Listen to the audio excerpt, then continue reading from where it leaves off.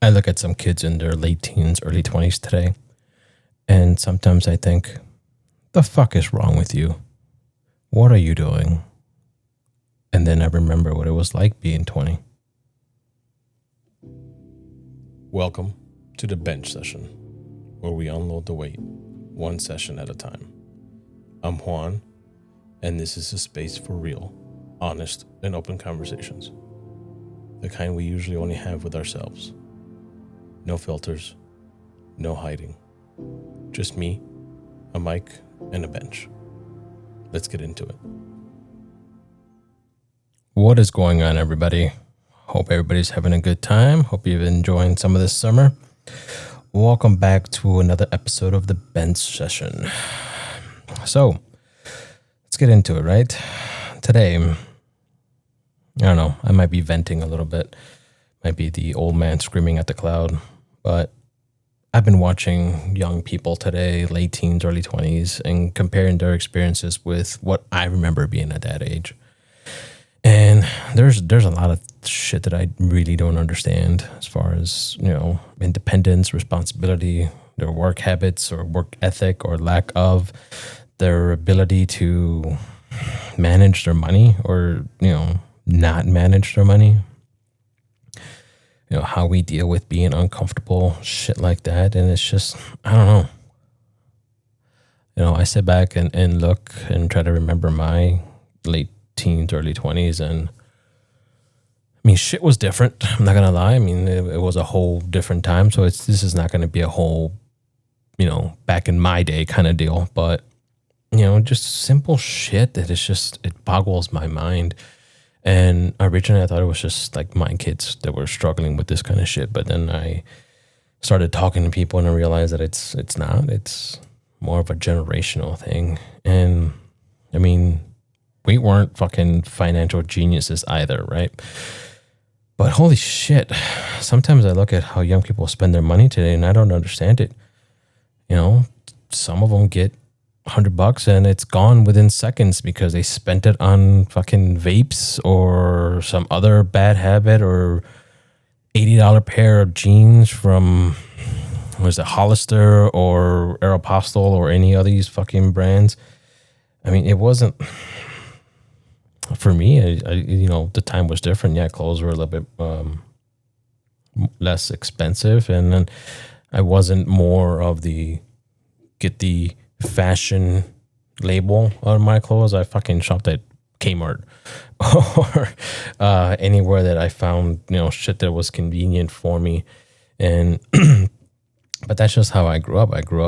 I'm not gonna say I grew up with money because I didn't, but I grew up knowing that the value of hard work and the value of a dollar. And don't get me wrong, I was an idiot in my younger days, and I did blow money on stupid shit. I mean, even in my 20s, I was at the bar or at a club or some bullshit every weekend, spending hundreds and hundreds of dollars. So I'm not gonna say I'm perfect, but shit just, like I said, shit's just different. Nobody sat me down and gave me some master class on money. We didn't have that. They didn't teach us this shit in school.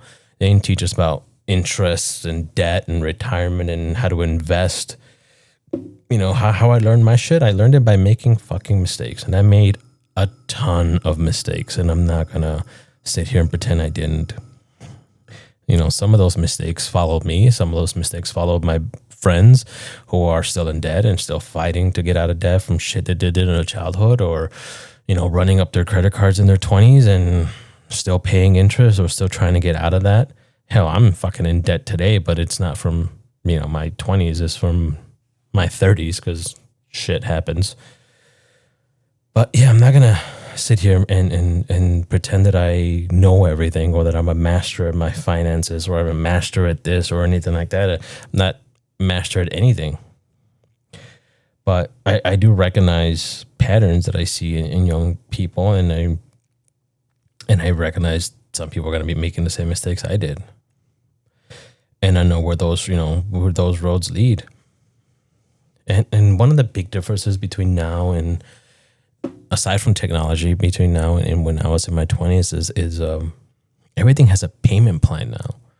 We have fucking Affirms. We have, Chase has a payment plan. Amex has a payment plan. You got Klarma,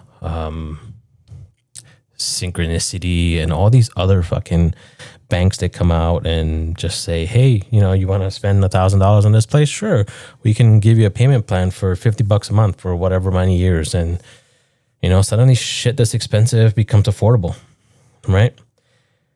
You want a new phone? New payment plan. You want a car? Payment plan. Furniture? Sure. Bob's Furniture. You get a Bob's card. Payment plan. Home Depot? Payment plan. Best Buy? Payment plan. You can't afford that $300 thing? No problem. Here's 4 easy payments. And that's the dangerous thing, because it changes the question. And instead of asking, can I afford this? Or, do I really need this? It becomes, can I afford the payment? Do I want this? How badly do I want these? Versus I can't afford this, to how much is it going to cost me a month? And they're two totally different questions. And I talked a few episodes ago about how from the outside, somebody can look at your life, or even look at my life, and think I'm rich. I have a house, pool, cars, stuff, podcasts, YouTube channel, guns, all this other kind of crazy shit. But, I'm not fucking rich. I fall into the same bit. I have payment plans on a lot of different shit. And, it's nice because you can break shit down. But, again, you're in debt. That's the American way, apparently, be in debt. And I had to get older before I really understood that having access to things isn't the same as being able to afford them. Just because you can make a monthly payment on something doesn't mean that you should, or that you can actually afford it. You know what I mean?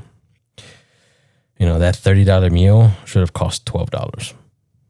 And, there goes the convenience things. It's like DoorDash, Uber Eats. Everything's delivered to you now, directly to you. And listen, it's convenient shit. Not gonna lie, I've had McDonald's delivered in the past. Everybody has pizza delivered. But the fact that you can, just any restaurant that has DoorDash or anything like that, you can order whatever you want. Yeah, you get charged a shit ton extra because of the delivery fee and tips and everything. But you're paying for that convenience versus having to go out, right? I'm not pretending I live in a cabin and churn my own butter, because I don't. I do these things as well, but I try to limit them as much as I can.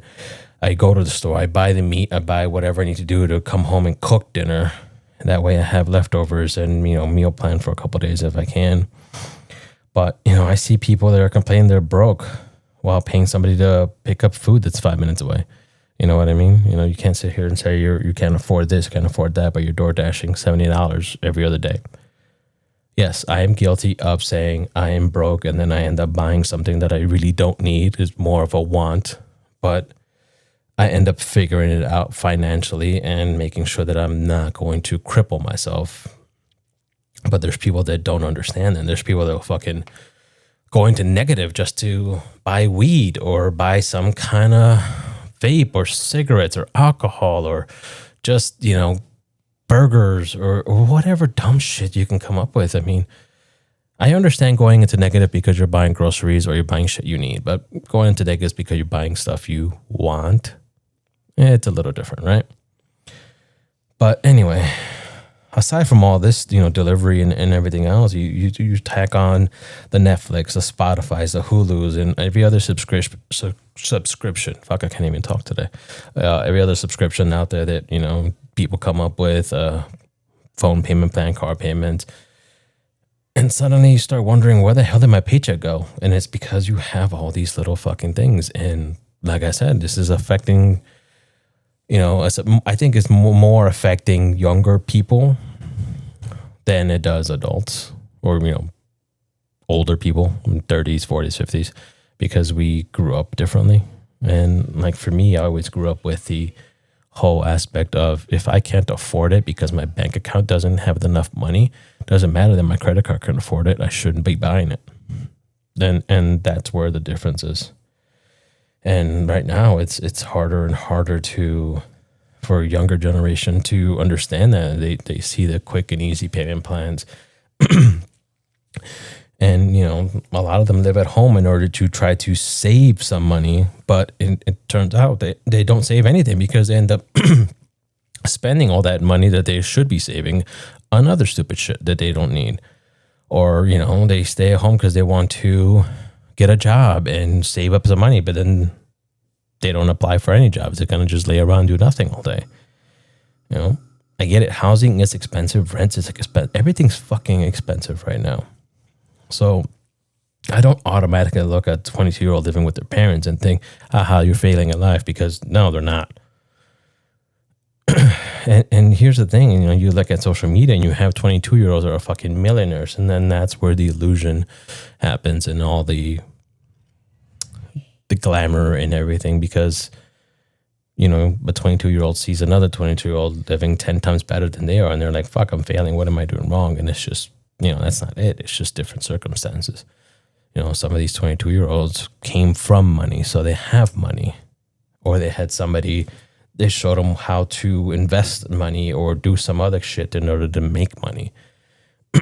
And then that's a massive advantage for them. But, you know, for the average 22-year-old or 20-year-old, chances are they're, you know, if they're raised by middle class or low income families, chances are they don't know any of this stuff. I mean, I sure as fucking didn't know anything when I was growing up. I kind of just fumbled my way through shit, and I knew the gist of things, and I knew how to get my credit score up and stuff like that, and not make stupid purchases. But guess what? Once your credit score gets in the high 700s, low 800s, you start making stupid decisions because, you know, I'm not going to say, you know, you can, but you get all these extra offers because of such a good credit score. They start throwing you this and throwing you, and you start falling in for that little pit of, well, I can get this, I can get that. You know, I'm guilty of that shit. But if you're a 22-year-old living at home, you know, bust your ass. Save some money. You know, the best advice that I wish somebody would have given me is work your life away in your 20s. That way you can enjoy your 30s. That's the basic understanding that I have. That's the basic advice I can give you. Yes, everybody's going to be partying in their 20s and drinking too much and doing all their bullshit. And realistically, if you separate yourself from the crowd and you bust your ass in your 20s, working 18-hour days, making whatever money you're going to make, and just saving it all and then investing it in something good, something that's going to increase your money, by the time you're 30, you won't have to worry so much, and you would have a nice little safety cushion, a nice little safety net where you can pull back on your life and you know, not work as much and enjoy your life a little bit better. I'd rather you guys do that than work your life away until you're fucking 50, 60 and then try to enjoy life, because at that point your life has passed you by. And I wish I had done that in my 20s. I wish I would have busted my ass and worked as much as I could and banked as much money as I could in my 20s. But I didn't. I had to work, and I paid bills, and I did the stupid shit. I partied, I got drunk every weekend and did bad decisions and all this other crap. And yeah, I look back now and I wish I hadn't. I wish somebody like me or somebody smarter than me came up to me and said, stop your bullshit. Focus, save your money, party later. Because I would probably be at a much better position right now and probably better equipped to enjoy my life and actually live my life than what I'm doing right now. But going back to the whole subject here is, you know, maybe we are part of the problem. Think about it. And, you know, maybe my generation is part of the problem. Because we're the parents now. And what do parents always say? I want my kids to have a better life than I did. And I'm guilty of that because I wanted my kids to have a much better life than I did. And I did provide them with everything that I could possibly provide them that I didn't have at their age. And I don't know if that was the right thing to do. I mean, I didn't want my kids to struggle. I didn't want them to worry about whether they were going to eat or, you know, go through unnecessary pain. But I don't know, maybe giving them everything they ever wanted or everything that I never had took away the value of it. I think that's where I went wrong, is they don't value and appreciate the hard work it takes to get the things that they want. So they don't understand what I understood at their age. I think that's where we started confusing pain with discomfort. Those aren't the same thing. Your kid being hungry because there's no food in the house, that's a problem. Your 20-year-old being pissed because they can't afford to go out with their friends this weekend, that's discomfort. That ain't a problem. But, maybe they need to feel that. Because that's where you learn. I spend too much money, I need to budget. Right? I can't have everything I want right now, but that doesn't mean I can't have it ever. And I think part of my generation, we ended up giving our kids way too much stuff way too early. Anytime they wanted something, they had it. And I think that's part of the current problem that we're dealing with, where kids don't understand the value of hard work.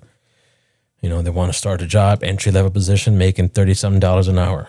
And trust me, I get it. The living expenses alone are horrible, but sometimes you have to struggle a little bit. And if you're living at home, your parents are paying for everything you have. Fucking save your money. If you're living with roommates, save some money. I know a lot of people that can't afford to live on their own right now. And there's nothing wrong with having roommates until you can afford to improve your life. But you need to be trying to improve your life as much as you can. Sometimes being broke teaches you something. I remember what it was like when I had to tell people, nah, I can't go out, I'm broke.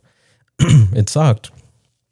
But you know what happened? Next paycheck, maybe I thought a little bit different on how I would spend my money. I mean, yeah, sometimes we still do stupid shit because we were young and we're human. But eventually consequences started teaching us, like I said earlier, going negative into your account. That shit hurts. You get the overdraft fees. Some of us ran up our credit cards in our youth. Eventually all that shit comes back to us, right?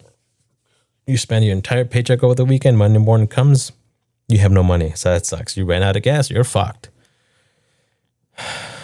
I didn't have like mommy and daddy to bail me out. And my mom was like, you're out, you spent your money and you're on your fucking own, figure it out. But, like I said, these moments teach you that every decision has a consequence. Whether it's a good one or a bad one, there's always a consequence that's coming your way. And if somebody constantly removes all these consequences from your decisions, what exactly do you learn? You learn that somebody's always going to be there to bail you out, right? I have had conversations with my kid about work and him finding a job and everything like that. And he's always looking for a job that's going to be fun. He doesn't want to work with people that are not going to be fun because he needs a fun work environment or this other kind of bullshit and this kind of stuff. But, when I was growing up, and then I think that's the difference is here, is when I was growing up, work isn't supposed to be fun. It's work. Yeah, it can have fun moments, but it isn't supposed to always be fun. I see that this idea sometimes that your job has to fulfill you. Yeah, maybe for some people, but sometimes a job is just that, a job to fill a void, not a void, but, to get you from point A to point B in your career or in your life. You need purpose, great culture, flexibility. Some people are looking for the great pay, boss you love, and, work-life balance, being remote and doing, I get all that. I get it. That sounds like a perfect job. I want those things too. I think everybody does. But when you're starting out, no. When you're starting out, you have to grind your ass through everything. You're the low man on the totem pole. Shit rolls downhill. You're not going to get the cushy salary and the cushy anything just as soon as you start off. You got to bust your ass and work yourself to there, and then you can enjoy those benefits.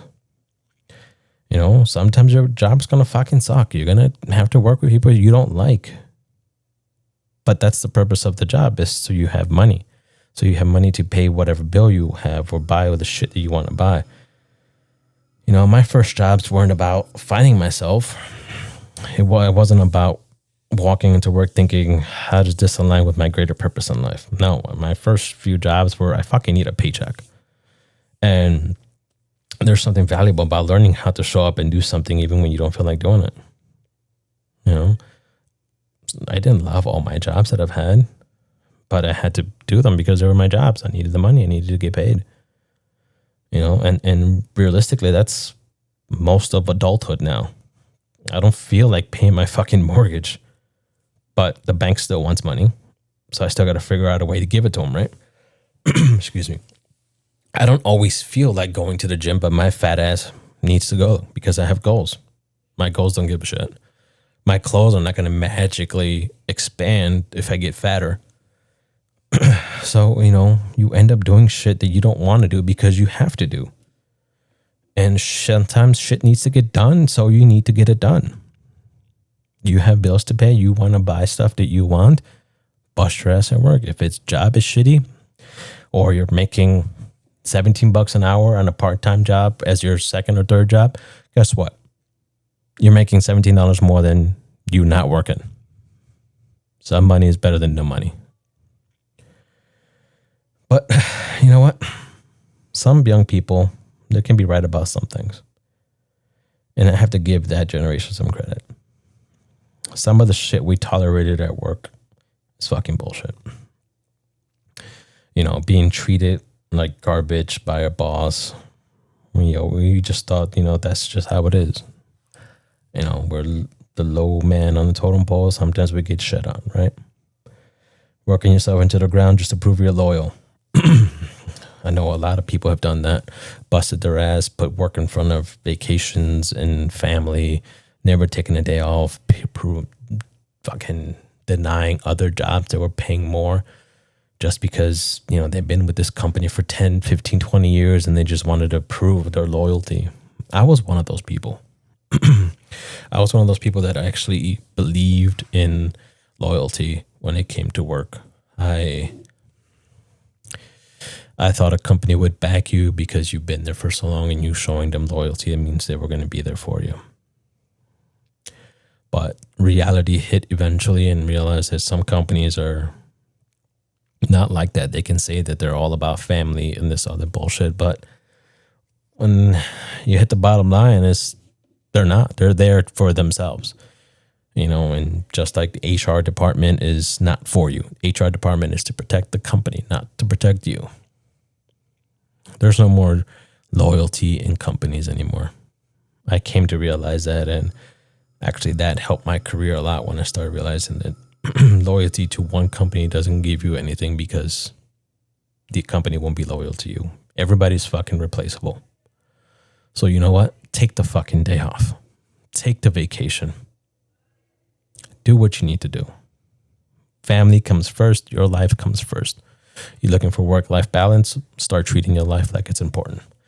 And that's one thing this young generation actually has over us is that they take their vacations. They take their time off. Their lives are more important than work. And that's not weakness. That's actually pretty good strength in my book. And, good for them on that one. Another difference is technology. When we were young, we actually had to interact with people. You had to call somebody, you had to walk into a business, you had to ask strangers questions, you had to figure shit out. You got lost, you had to figure it out. There would, if you didn't have fucking MapQuest directions printed out beforehand, you were kind of fucked. You needed information, you asked somebody. You couldn't hide behind an app for every interaction. And all those little uncomfortable interactions built something in us. They built communication skills. They built some confidence, problem solving, independence. Now technology removes a lot of this friction from our lives.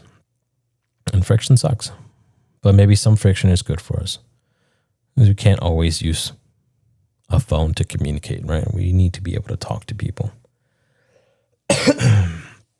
Sorry. But another side to technology is that I wouldn't have wanted in my 20s because social media, that's a fucking disaster. Imagine 20 years ago, all the shit that I did being on social media. Oh my God. But now you get 20-year-olds that are broke, driving a shitty car, trying to figure out who the hell they are in this life. And every time they open up their phone and go to social media, they see someone their age supposedly making millions of dollars, driving Lamborghinis, big houses, living in Dubai, doing all this other kind of shit, the perfect body, perfect relationships. And you're sitting there eating fucking ramen wondering where the fuck your life went wrong. Yeah. Social media has been a downfall to our society. When I was 20, I mostly compared myself to people around me. Today, I'm comparing myself to the entire fucking planet. And half of what you're comparing yourself to isn't even real. That fucks with people's heads. When you sit down and think about it, maybe both generations are right. Maybe my generation was tougher than your generation is softer. But it might not be that simple. We had our own problems, so you guys have your own problems. We had advantages that you guys didn't have. But you guys also have advantages that we couldn't even imagine at our age. So younger generations, if you guys are listening to this podcast, fucking wake up a little bit. You guys have more advantages now than we did growing up. You have more opportunities to do something with your lives and be better than what we did. But I do think there's something we lost along the way. I think we lost the expectation that eventually you have to figure some shit out for yourself. You have to make the decisions. You have to make mistakes. You have to experience the consequences. And sometimes you're going to be uncomfortable. If there's one thing you want to take away from this episode today is maybe we don't know, or maybe we didn't know more than young people do today. Maybe we weren't smarter. Maybe we weren't better. Maybe we didn't know shit either. But we were allowed to fuck up. And then we had to figure out how to fix it. And I think that's the part worth remembering, especially for those of us raising the next generation. Our job isn't to make sure our kids never struggle. Our job is to make sure they are capable of handling life when the struggle eventually breaks them or comes close to breaking them. Because guess what? Eventually, mom and dad won't be able to fix it because mom and dad won't be here. Eventually, the bills will come in their name. Eventually, the decisions is theirs. Eventually, life says, all right, what are you going to do? And hopefully, we've given them enough room to learn how to answer that question on your own. Thank you for sitting with me today. Maybe you completely agree with me. Maybe you think I'm full of fucking shit, which, could be true. Because this isn't about one generation being better than another. It's about looking at how much life has changed and asking whether we're actually preparing the next generation of the world to face this new world that they're going to be inheriting. And maybe asking ourselves whether some of the struggles we hated going through ended up teaching us more than what we realized.